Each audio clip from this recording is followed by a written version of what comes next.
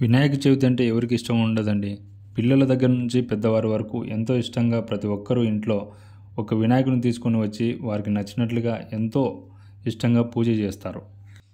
1వ రోజు, 3వ రోజు, 5వ రోజు, 9వ రోజు, 11 రోజులు ఇలా ఉంచుకొని ఎవరికి స్తోమతను బట్టి వారు ఉన్నంతలో దేవుడికి పూజలు చేస్తుంటారు.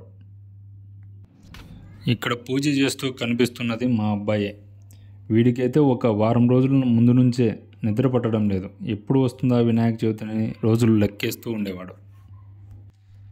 వినాయక చవితి నాడు శ్రీ గణేశుడు మీ జీవితంలో ఆనందం, ఐశ్వర్యం మరియు విజయాన్ని పంచాలని కోరుకుంటున్నాను.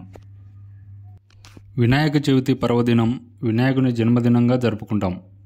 ఈ రోజున వినాయకుని పూజించడం వలన అశుభాలు తొలగి విజయాలు చేకూరుతాయని ప్రతి ఒక్కరి నమ్మకం.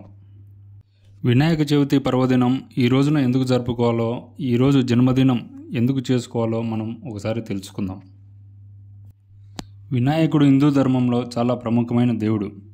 ఆయనను విఘ్నేశ్వరుడు, లంబోదరుడు, గజాననుడు మొదలైన పేర్లతో పిలుస్తారు. వినాయకుడికి పెద్ద తల ఉన్న ఏనుగు రూపంలో ఉంటుంది. వినాయకుని జన్మకథ పురాణాల్లో విభిన్నంగా ఉంటుంది. ఇప్పుడు మనం చెప్పుకోబోయే కథ ముఖ్యంగా ప్రముఖమైన కథ. పార్వతీదేవి చేత వినాయకుని సృష్టి ఏ విధంగా జరిగిందో తెలుసుకుందాం. అప్పుడే పార్వతీదేవి తన శరీరం నుండి తీసిన పసుపుతో ఒక బాలుణ్ణి సృష్టిస్తుంది. సృష్టించిన బాలుడు, అమ్మా నన్ను ఎందుకు సృష్టించారు అని అడుగుతాడు. అయితే పార్వతీదేవి చెప్తుంది, బాలా నేను స్నానానికి వెళ్తున్నాను, లోపలికి ఎవరు వచ్చినా పంపించకు అని చెప్పి ఆ బాలునికి పార్వతీదేవి స్నానానికి వెళ్తుంది. సరే అమ్మా, మీరు చెప్పినట్టు నేను కాపలా కాస్తాను అని చెప్పి విధేయంగా ఆజ్ఞ పాటిస్తూ బయట కాపలా కాస్తూ ఉంటాడు ఆ బాలుడు. అయితే అప్పటికే శివుడు అక్కడికి వచ్చి లోపలికి వెళ్ళడానికి ప్రయత్నం చేస్తాడు. బాలుడు ఆ శివుడిని ఆపేస్తాడు. శివుడు అసహనంతో ఆ బాలుడిని హెచ్చరిస్తాడు.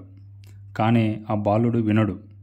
కోపంతో శివుడు తన త్రిశూలంతో అతని తలను చెరిగేశాడు. స్నానానికి వెళ్ళిన పార్వతీదేవి స్నానం పూర్తి చేసుకొని బయటికి తిరిగి వస్తుంది. అయితే బాలుడి కోసం వెతుకుతుంది.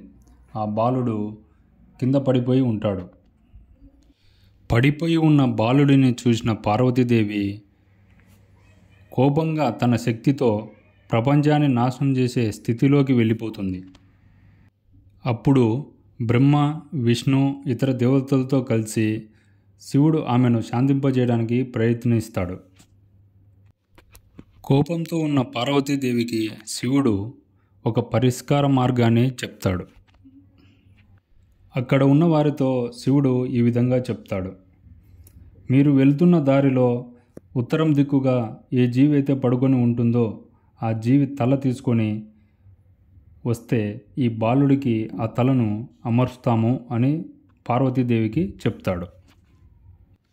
వెతకడానికి వెళ్ళిన వారికి దారి మధ్యలో ఒక ఏనుగు ఉత్తరం దిక్కుగా తల పెట్టుకొని పడుకొని ఉంటుంది. అయితే ఆ తలను తీసుకొని బాలుడి దగ్గరికి వస్తారు. తీసుకువచ్చిన తలను బాలుడికి అమరుస్తారు. అప్పుడు ఆ బాలుడు జీవించగలుగుతాడు. జీవించిన బాలుడిని చూసి పార్వతీదేవి సంతోషపడుతుంది. జీవించిన బాలునికి శివుడు కొన్ని వరాలు ఇస్తాడు. ఆ బాలుడికి గణాధిపతి అనే పేరు కూడా ఇస్తాడనమాట. అంటే గణాల దేవతల అధిపతి అని అర్థం. అలాగే భూలోకంలో ఎటువంటి శుభకార్యమైనా మొదటగా వినాయకునికి పూజ చేయాల్సిందే అనే వరం కూడా ఇస్తాడు. అందుకే ఇప్పటికీ హిందువులు ఏ శుభకార్యానికైనా ముందు వినాయక పూజ చేసిన తర్వాతనే వారి వారి సొంత పనులు పూర్తి చేసుకుంటారు.